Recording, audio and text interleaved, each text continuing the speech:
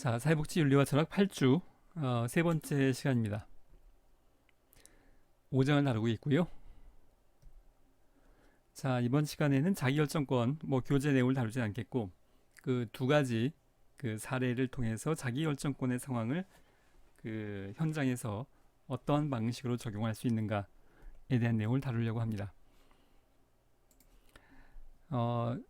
자세한 거는 말로 설명하려고 그냥 제목만 써놨는데요. 장인 학대 의심으로 인한 전원 사례입니다.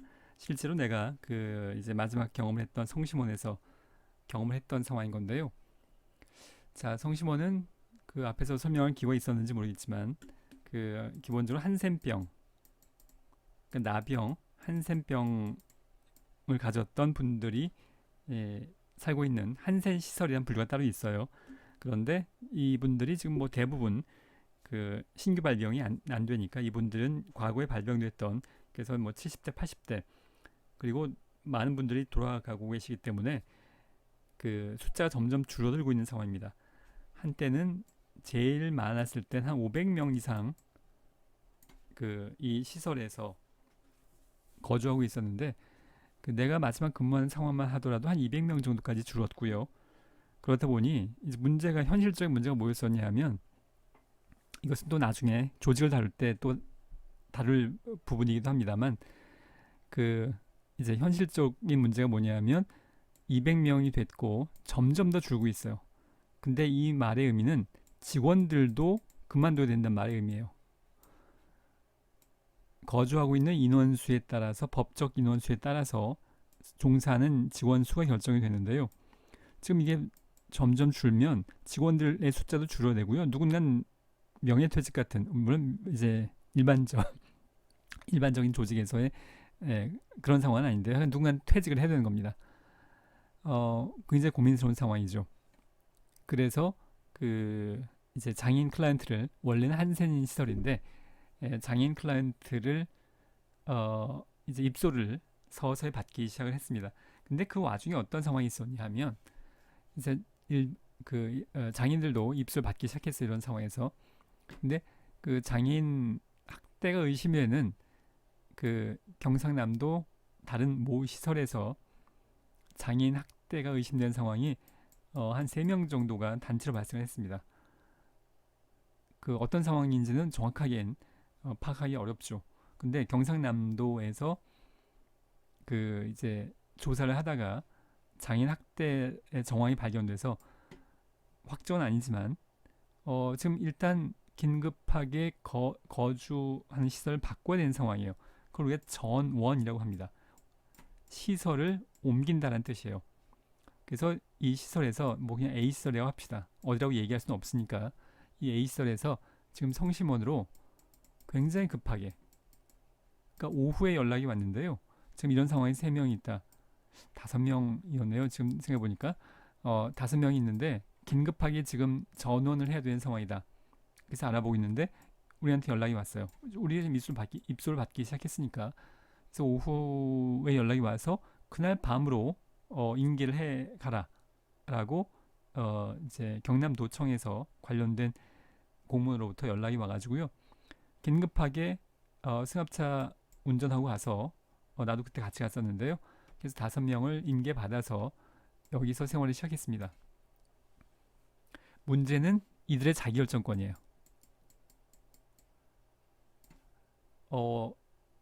여기에 살고 싶은, A 시설에 살고 싶은지 성심원에 살고 싶은지 자기결정권에 관련된 내용인데요. 우리 입장에서는, 그러니까 우리라고 하네, 성심원의 입장에서는 직원들이 만약에 입소자 없으면 지금 직원들 그만둬야 되는 상황이에요. 그래서 입소자가 대환영입니다. 그리고 남아 있었으면 좋겠어요. 이런 문제를 방지하기 위해서. 그래서 직원들이 자신 청소년 아니었었어요. 성인들이니까 이분들을 만날 때마다 이렇게 물어봤어요. 또 얘기를 했어요. 여기가 좋지. 자, 좋냐고 물어보는 겁니다. 여기가 좋지? 이런 맥락으로 여기 계속 살아. 우리는 대환영이에요. 정원이 지금 줄고 있는 마당에서 정원이 채워져야 돼. 그래야 직원들이 사직을 안 해요. 그래서 이게 가치 표명이죠. 우리가 앞에 주제에서 다루었던 사회복지사들이 여기가 좋지라고 의견을 사실 강요하고 있는 맥락이 굉장히 강했어요. 근데 여기 지적장애인이었거든요. 지적장애인 입장에서 어느 날 갑자기 예고된 상황이 아니죠. 그 거처가 옮겨졌어요. 낯설죠. 근데 사회복지사들이 다 여기 계속 살아. 여기 좋아. 여기 좋지? 이렇게 물어보고 있어요. 그 지적장애인 입장에서 이건 강요로 들릴 수밖에 없는 겁니다. 당연히 그럼 네 하지. 뭐 아니요? 왜 아니냐 하면 이걸 조목조목 설명할 수 있는 상황이 아니에요. 그냥 네 하고 상황은 마무리가 되기 마련이지요.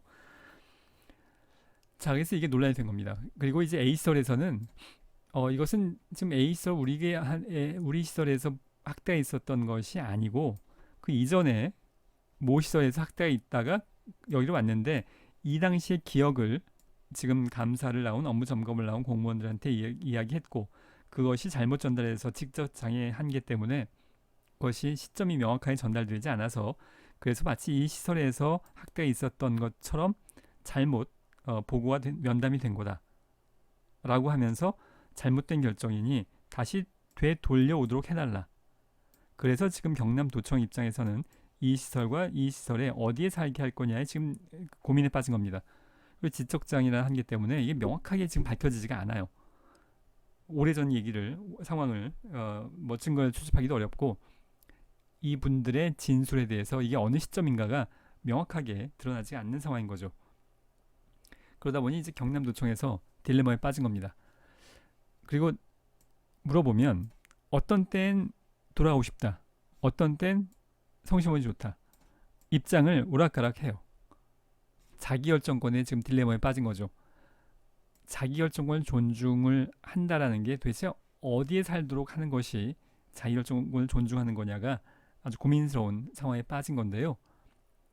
그래서 최종적으로 여기 사무국장, 경남도청의 실무자, 그리고 내가 사무국장으로 성심원의 대표로 들어가서 이제 그 일종의 객관적인 면담을 꽤 이제 오랫동안 했습니다. 그래서 결과적으로 얻은 결론은 뭐냐면 이분들의 의견은 돌아가고 싶다예요. 그동안 성심원이 좋다라고 한 건 이것 때문에 그런 거였었어요. 사실 여기에 어느 날 갑자기 와서 여기서 거의 10년 가까이 자기 집처럼 살고 있었는데 어느 날 갑자기 승합차, 봉고차가 오더니 짐 간단하게 들고 지금도 이 장면이 선한데요. 짐을 챙길 시간도 없어요. 그 큰 까만색 쓰레기 봉투에 그냥 옷만 담아가지고 그냥 차 타고 쓰고 온 거예요. 이게 기분이 좋을 리가 없죠. 그리고 여기서 아무리 잘해준다고 해도 사실 낯선 환경인데 사회복지사들이 관계자들이 이렇게 가치 표명을 하고 강요하니까 여기가 좋아요라고 대답한 거의 상황이었습니다. 그래서 면담을 심층적으로 좀 더 해본 결과 돌아가고 싶다가 이분들의 의견, 자기결정이었고요. 그래서 결정을 했습니다. 다시 되돌아가는 걸로. 자, 우리가 자기결정을 존중한다는 것이 굉장히 쉽지만은 않은 상황들 중에 한 예가 될 수 있겠습니다. 자, 다음으로 주민센터에 근무하는 사회복지 전담 공무원의 사례를 보겠는데요. 이 사례를 내가 실천 관련된 과목에서 다른 관점으로도 설명을 합니다만 여기서는 주로 자기결정권에 초점을 둔 그런 관점으로 볼 예정입니다. 관련된 장면을 자, 일단 먼저 동영상을 보고 한 2, 3분 정도 보고 관련된 이슈를 살펴보도록 하겠습니다. 오늘 또 한 명의 할머니가 그를 찾아왔다. 관내 도움이 필요한 노인들을 돕는 것이 그의 업무이지만 박영구 씨는 보통의 복지사들과 조금 다르다. 네, 지금 갈게요. 그가 찾은 곳은 독거노인들이 가장 많이 모여 산다는 영구 임대 아파트. 제일 먼저 반기는 건 보자기에 쌓인 두툼한 이불 한 묶음이었다. 그러니까 저거 빨아가지고 올 테니까 좀 이렇게 싸놔. 뭐 더러운 거보다도 식구들은 늙은이들 냄새 난다니까 되도록이면 빨리 빨아야 되는데 그럴 자신이 없어. 진짜 마음만은 내가 평생 10년을 한결같이 독거노인들의 더러워진 빨래를 세탁해주고 있는 박영구 씨. 각게 하는데 곳에서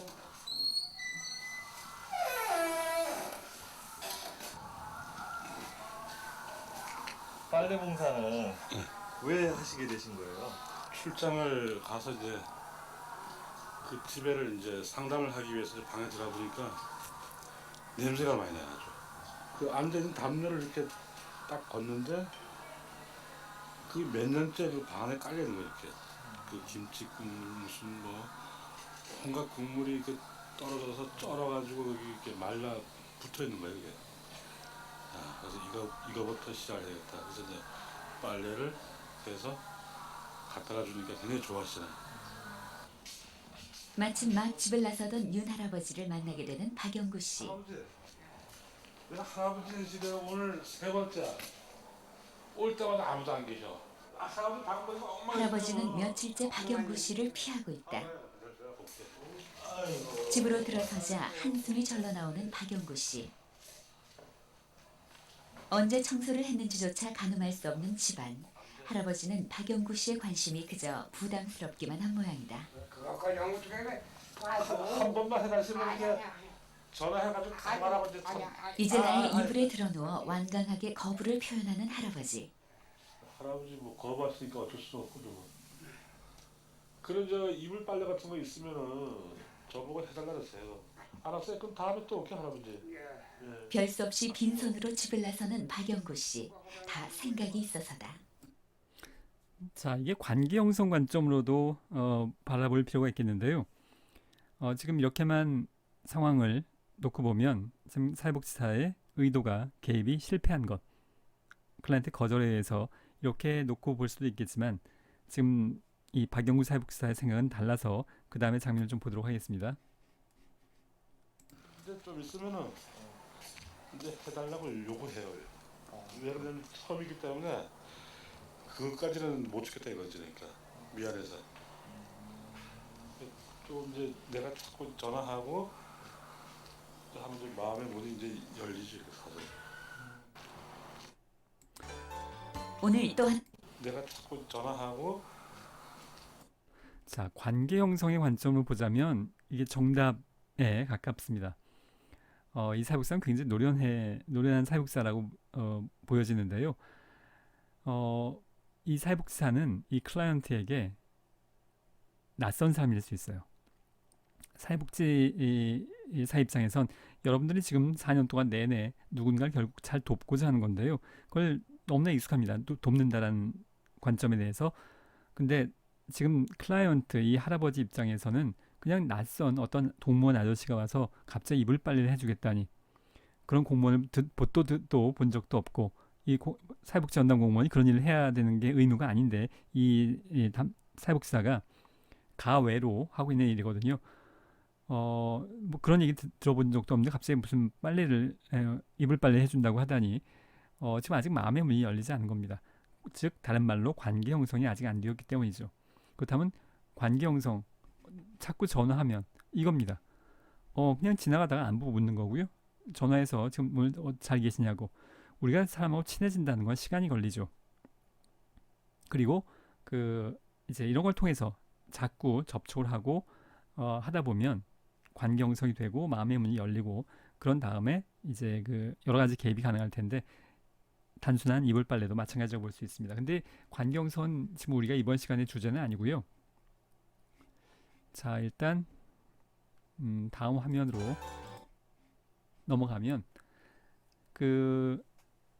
이제 방 안으로 들어갔을 때 잠깐 나왔던 장면 중에 하나인 건데요. 지금 집안이 엉망이다. 나레이터가 이렇게 설명을 한 그 장면인 건데, 자, 지금 박영구 사회복지사가 이렇게 처음에 그러면 알았어요 하고 이제 집을 나온 이유 중에 하나는 자기 결정권. 할아버지가 원하지 않으니까 이불에 들어누워서 제발 냅둬. 뭐 이게 지금 할아버지 입장인 거잖아요. 이 할아버지의 자기 결정권. 할아버지는 지금 원하지 않아요. 이건 그냥 내가 알아서 할게. 의 상황. 그게 자기 결정이라면 이걸 존중한다라는 것이 방금처럼 그러면 뭐 일단 뭐 저는 나가게요. 싫다고 하시니까 할 수 없죠. 이게 자기 결정을 존중한 것의 상황이고요. 그 다음에 이제 마음의 문이 서서히 열리고 관계 형성이 되면 그 다음에 그 이제 도움을 줄 수 있을 거다라고 가정을 하고 그렇게 행동한 건데요. 자, 이 정도의 상황을 우리가 자기 결정을 존중할 수 있는 상황으로 볼 건지, 자, 아니면 우리가 자기 결정권을 존중할 수 없는 제한이 되는 상황하고를 비교해 보는 것이 우리가 훈련이 필요한 부분인 건데요. 자, 지금 여기 뭔가 검게 보이는 뭐가 점이 하나 있는데 이게 점인지 벌레인지 모르겠습니다만 벌레라고 가정을 해보겠습니다. 바퀴벌레라고 가정을 해보죠. 이게 가정이에요. 나도 모르죠. 이 화면만 알고 있으니까. 근데 이게 한 마리가 아니고 지금 여기 100마리가 바퀴벌레 100마리가 이 집안에 있다고 한번 가정을 해보겠습니다. 그리고 똑같은 전후 상황이에요. 그런데 할아버지가 지금 이불에 누워서 제발 내버려둬 라고 하고 있고요. 그러면 자기결정은 존중. 할아버지가 사회복지사의 도움을 원하지 않으니까 오케이, 자기결정은 존중. 뭐 일단은 갈게요. 자, 이렇게 할 수가 없는 상황에 해당이 됩니다. 이렇게 바퀴벌레가 우글거리는 상황에서 클라이언트가 도움을 원하지 않는다고 해서 이걸 내버려두고 넘어가면 이건 방임이에요. 인간적인 삶을 살 수 없는 조건에 내버려두고 방임하는 학대의 한 종류가 될 수 있죠. 지금 이 할아버지를 이 상황에서 그대로 내버려두고 아니 할아버지가 저기 바퀴벌레 유독 좋아하시는 것 같은데 뭐 친하게 지내시면 좋지 뭐 이렇게 내버려두는 것은 방임이고 학대에 속한다고 할 수 있습니다. 이런 경우엔 자기결정을 존중할 수가 없어요. 이런 상황이라면 어떻게든 개입을 해야 됩니다. 할아버지가 아무리 원하지 않는다고 하더라도 어떤 방법을 통해서든 그것이 경찰력을 동원해서든 가족을 동원해서든 아파트 관리 사무소장을 동원해서든 어떤 방법을 통해서든 본인이 원하지 않는다고 하더라도 개입을 해야 되는 그런 상황이라고 판단할 수 있겠습니다.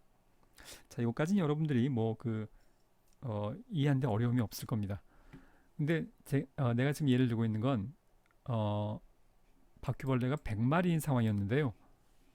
자, 일단 이걸 지우고요. 바퀴벌레가 여기 딱 한 마리 있어요. 자, 그렇다면 이걸 방임으로 볼 거냐 아니면 이 정도는 조금 시간을 기다리고 두고 봐도 될 문제로 볼 거냐인데요. 이것은 이제 사람마다 의견이 달라집니다. 나는 한 마리 정도는 괜찮다고 생각해요. 이것이 그 바퀴벌레 한 마리로 이 어르신의 삶의 상황이 현저히 비인간적인 상황이라고까지 생각되지 않습니다. 근데 이제 이거 오프라인에서 토론을 하는 게 참 좋은데 토론해 보면 이제 젊은 나이가 어린 학생들 여러분처럼 그럴 경우일수록 이거 한 마리도 말이 안 되는 것 같은데요 라는 의견을 많이 제시하는데요. 나이가 올라갈수록 한 마리쯤은 괜찮지라고 바뀝니다. 생각이 좀 다른 거죠. 가치의 관이 다른 겁니다. 내가 어렸을 때만 하더라도 일반 주택에 살았었는데 뭐 온갖 벌레들과 함께 살았죠.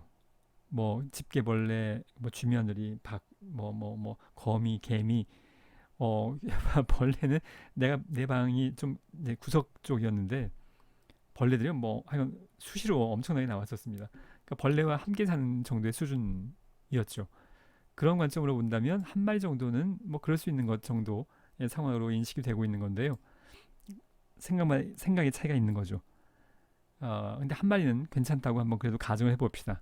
이건 아주 위급한 상황은 아니니까 천천히 마음의 문이 열리면 그때 가서 천천히 개입을 해도 될 문제라고 볼 수 있겠는데 한 마리 그리고 100마리. 자, 문제는 상황이 이렇게 딱 이분법적이지 않다는 겁니다. 자, 50마리면 어떨까요? 50마리도 안 되겠죠. 그러면 25마리면 자, 25마리도 물론 안 될 겁니다. 중간에 한 5마리면 자, 이러면 이제 논란이 있게 됩니다. 한 마리가 괜찮다는 사람도 2마리, 3마리까지는 괜찮다고 할 수 있겠고 어떤 사람은 3마리는 절대 안 된다고 할 수도 있겠고 5마리도 절대 안 된다고 할 수 있겠고 도대체 몇 마리까지가 되고 몇 마리까지는 안 되는 거냐. 또 어떤 사람은 한 마리도 안 된다 라고 할 수도 있겠고 이 경계선이 어디냐는 겁니다. 지금 한 마리 또는 0마리 또는 100마리 딱 이렇게 구분하면 이건 판단하기가 쉬워요. 이건 안 되고 이건 되고. 근데 우리 현실은 그렇지가 않죠. 도대체 몇 마리까지는 되고 몇 마리까지는 안 될 거냐. 이걸 누가 판단해 주냐 하면 여러분들이 현장에서 판단하는 겁니다. 이게 어떤 이론서에 바퀴벌레는 몇 마리까지는 됩니다. 사회복지 실천 과정에서 이런 건 절대로 없어요. 여러분들이 현장에서 여러 가지 상황을 종합해서 판단하는 문제, 현장의 사회복지사가 판단하는 겁니다. 이걸 누가 대신해 주지 않아요. 그래서 지금 윤리와 철학 과목을 통해서 이런 여러 가지 상황들을 미리 경험해 보는 겁니다. 여러분들 현장에서 어떤 상황을 하는 것이 가장 윤리적으로 바람직할 것인가에 대한 훈련을 지금 이번 학기에 하고 있는 거이고요. 이 몇 마리를 결정함에 있어서 중요한 것은 사회 통념일 겁니다. 지금 사회복지사 혼자만의 생각이 아니라 이 사회 통념상 우리 사회의 대다수의 사람들이 이 상황을 보고 어디까지는 된다고 할 거며 어디까지는 안 된다고 할 거냐. 거기 관련된 사회적 통념을 기반해서 판단을 해야 됩니다. 사회적 통념이라는 것도 달라지죠. 시대와 사회에 따라서. 과거보다 지금 현재는 굉장히 청결한 주거 환경을 가고 있기 때문에 그 기준이 바뀌어 나가고 있는 것도 감안을 해야 되겠고요. 기본적으로 여러분들이 현장에서 이 클라이언트의 여러 가지 상황들을 종합적으로 판단해서 이것이 방임에 해당되는 건지 아니면 방임까지는 아니기 때문에 시간은 두고 접근해도 될 문제로 판단을 할지 여러분들의 판단 능력이 필요한 겁니다. 그 능력을 이번 학기 동안에 키워나가려고 하는 것이 이제 목적인 셈이고요. 자, 이번 시간 여기까지 하도록 하겠습니다. 다음 시간에 다음 주에 자기결정권에 대한 내용을 이어서 하게 될 겁니다. 수고하셨습니다.